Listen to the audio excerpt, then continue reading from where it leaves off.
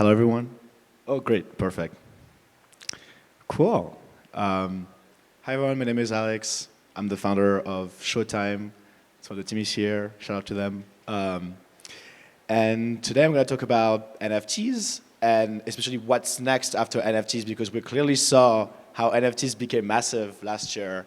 But I'm very excited about what, after infrastructure goes a bit more mature, we can do with consumer-facing applications beyond NFTs. Cool, so let's start. So first, so far, NFTs completely changed creators' lives. They went from a creator went from having 0% or maybe a tiny, tiny piece of the TikTok creator fund or fans on Patreon to now basically 97.5% minus OpenSea fees. It's a massive step up for them. There's two use cases for that. So the first is digital art. So on the left is a photo by Justin Aversano, which is one of the pioneering photography artists. I personally onboarded Justin on OpenSea, and Justin has 10,000 followers, which in Web 2 is completely impossible to monetize your audience and live off your content creation activity, whether it's photographies or 3D art or anything. The second use case is collections, PFP collections. Here is Crypto Coven. Crypto Coven is awesome. There's 10,000 of them. I feel like the role of this collection is to onboard more women into the space, which is awesome. I think it's the most new mints per wallet per collection, which is great. But both of those primitives are for just one use case, buying and selling. And then the business model is primary sale and royalties. There's nothing else. And Justin Aversano has 100 of them. Crypto Coven is 9999. But that's not good for scaling to millions of people, right? Only 10,000 people can have a Crypto Coven, only 100 people. And so it's still pretty small scale. You have to buy. And this is not aligned with billions of people on social media. Which leads me to my next slide. What about social media users? No one right now, there's billions of people, they're not buying NFTs.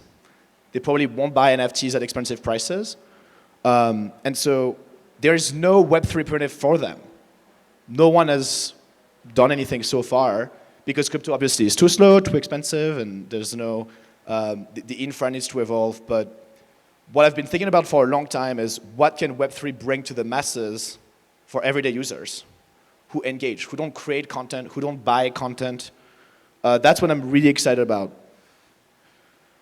And so one thing I'm excited is social tokens, obviously. So I guess I'll define social tokens. It is a primitive for creators or communities. So social tokens is an umbrella term for creator tokens, a creator on Instagram, a newsletter writer, a podcast host, or communities. So we've seen DAOs typically. Seed Club has a club, which is their social tokens. Pool Suite is very interesting. They have social tokens that's an NFT for a membership or a pass. And so to me, this is what social tokens is, right? DeFi, their token is to govern a protocol. A social token is to govern a community or a creator by any way possible. It's very, a blank canvas. This is still not a mainstream primitive. There's been some history, and I'm about to talk about it. But so far, the field is blank for everyone to create and invent anything. So I was one of the first social tokens with Alex, and I can talk a bit about this. So COVID hit, and I basically wanted to fulfill my dream to be in San Francisco, found a startup, and I couldn't because it was the bear market, the real bear market, ETH at $80. And so I could not afford to move to the US, and I was stuck in Paris. I love Paris. And yeah, so update, it worked. So what I did is, on stage, I said, please help me crowdfund my way to San Francisco via a cryptocurrency of mine called Alex, at the time created with Roll, which is a OG social token platform.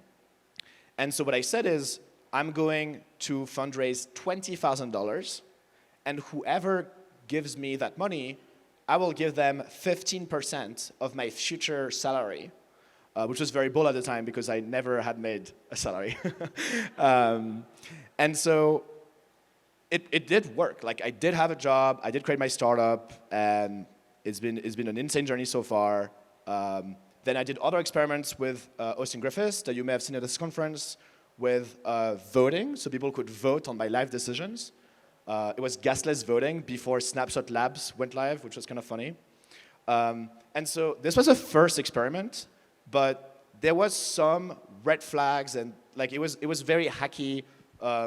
And so there was some problems with it that were epitomized with BitClout that came out quickly after. And so BitClout had some issues that really highlighted the fact that social tokens, if we make it purely financial, sounds more like Black Mirror than an actual primitive that will empower people. And so BitClout was speculation first. It was a bonding curve, so basically a vending machine. You would bet on people. Absolutely zero utility. And worse even, they actually did not even ask for consent.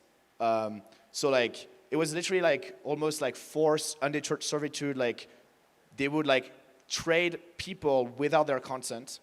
So like people are victims of their own tokens, but also they own their market so they can rug people. So they can also be a scammer. So it's the worst of both worlds. It's like you are a scammer and you are being scammed at the same time by the platform. So that's not really good, but please do not think that this is how social tokens work. So some learnings from this. So I'm part of Seed Club, which is a really amazing community. I invite you to check them out. And in 2020, I was very influenced by Brian Flynn, who I had a lot of discussions with about, making being in Web3 participation first. So you do not want to buy, you want to earn something. And if we want to do a primitive for consumers, buying is, maybe not ethically the best thing because people can lose their money. Not everyone is extremely financially literate. So you want people to have actions they do every day on Web2 and then earn this. And then same, hold, not sell, which is if you hold the tokens, it's like having an equity in a company. You are incentivized to make that creator, to make that community great, and you share the financial upside together. And then data off-chain, value off-chain is because there's a lot of things in Web2. There's a lot of data. We cannot do everything. I think right now there's a lot of protocols and Web3 apps starting out, credentializing APIs, credentializing Web2 data, and I think that's awesome. The MVP of Showtime was a website that was entirely Web2. The only Web3 thing was wallet connect your wallet, and I think that's the best way to go forward because that's all you need. Everything else can be off-chain. We can have a very smooth app, and you have the best of both worlds. So those were my learnings, and so I'm thinking about them all the time. And so enter Showtime. So I use those insights to start Showtime. And so the first goal is make a social platform people love. No tokens. The financial utility will be later. First, let's do a social network that people generally enjoy. And then, later it will come. And yeah, so NFT based, as I said, that's the only Web3 thing. Everything else, like, comment, share, all the things that people know and love from Instagram and TikTok stay the same. And so it's great because it's a trust minimized value flow. I didn't put trustless because you still have to trust the Showtime contracts. Nothing is truly trustless, I would argue. And so the value flow is great because unlike what I did with the Alex token where I had to, perhaps give my tax return, it was my salary, it was in fiat. Here, the value flow is deterministic. It's an NFT, the royalties are encoded on chain. And that's great because then there's less trust involved. And then great UX because it's Web2 interactions. You only need Web3 for a couple tiny things like buying and selling NFTs, but that's about it. And so, yeah, use those two things to do the app. So, yeah, now I'm going to talk about open problems with social tokens. So it's very exciting. If we make people earn tokens, that means that billions of people can access this technology. I'm so excited. And NFTs have made a lot of value, and if we can transfer some of that value back to people who just engage on social media, I think that's fascinating. But there's a couple problems. So first, this completely cannot work on layer 1, which is why it hasn't really been tried so far. On layer 1, I've done it. BigCloud has their own blockchain now, Deso. And so today, it seems like the consensus around a nice clean solution is Polygon proof of stake because it's EVM compatible. Not the smoothest, best blockchain for now, but like that's the best we have so far.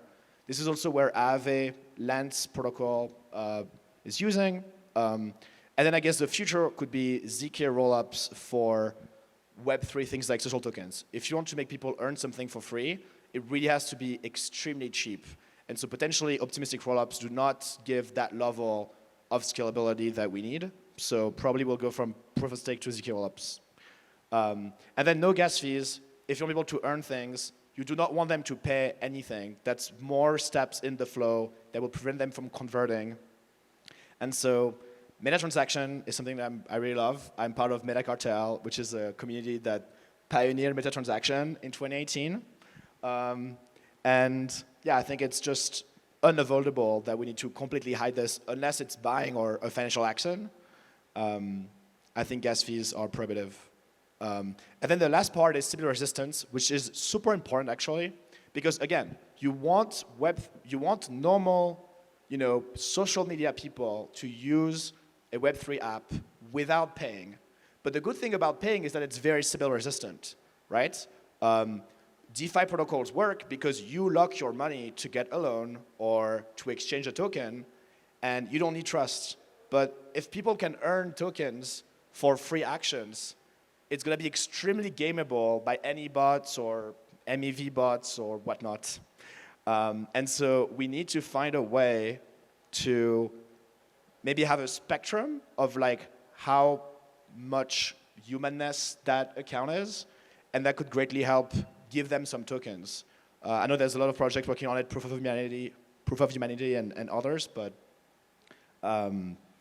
yeah, so that's kind of the challenges, and would love to connect with anyone if you have any ideas on that front. I think I should add a fourth one, which is wallets.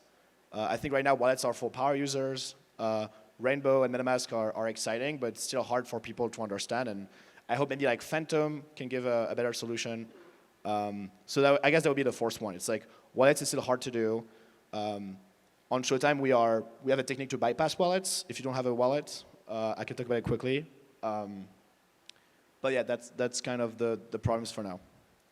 And so, yeah, so I didn't talk too much about Showtime here, but we have a mobile app that is coming on iOS and Android. And you can do things like create an NFT without a wallet from your camera, and a lot of things that uses the principles of what I would define as second generation Web3 apps, which is layer 2, no gas fees. And so this is the test flight link. Oh, am I hiding the screen? No. This is a test flight link. You can try it out. It still is not released to the public. And yeah, super excited. And this is the end of my talk. Thank you. So, okay, we actually have a couple minutes for Q&A if anyone has questions before the next talk. Or Alex. Righty.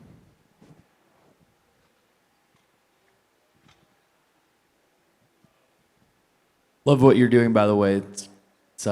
Your story is pretty inspirational. Thanks for sharing. Thank you. As far as Showtime, it seems like a really exciting idea. I've been thinking there should be better ways for people to display their NFTs. I know Instagram and some of the big boys are basically announcing they're coming out with similar features. What are some things that you're thinking of in terms of ways to stay a couple steps ahead of the giants? For sure. Well, I would say social tokens.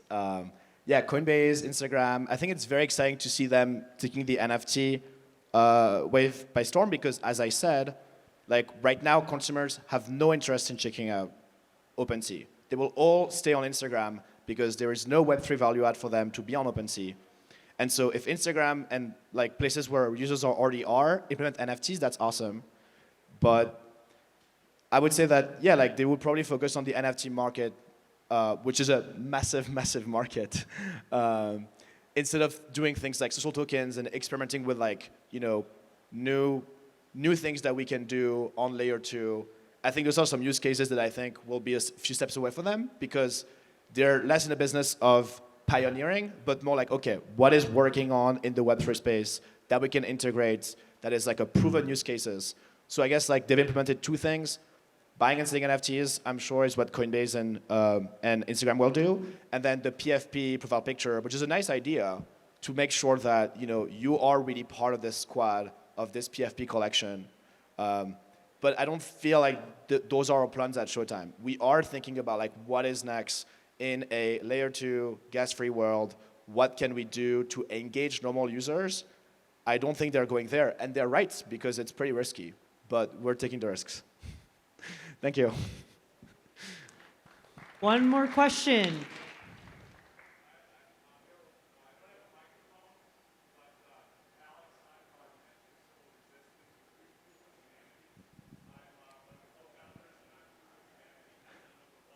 Oh, awesome. I love Senti. That's awesome. Yeah, we should definitely chat. Like, I'd love to integrate proof of humanity. I'm a human on proof of humanity. So yeah, real human. But yeah, definitely. Like, I'm super excited about this space because we need this. This is one of the things needed to make this work. So, cool. All right. Thank you so much, Thank you so Alex. much, everyone. We are in the greatest experiment of our lifetimes.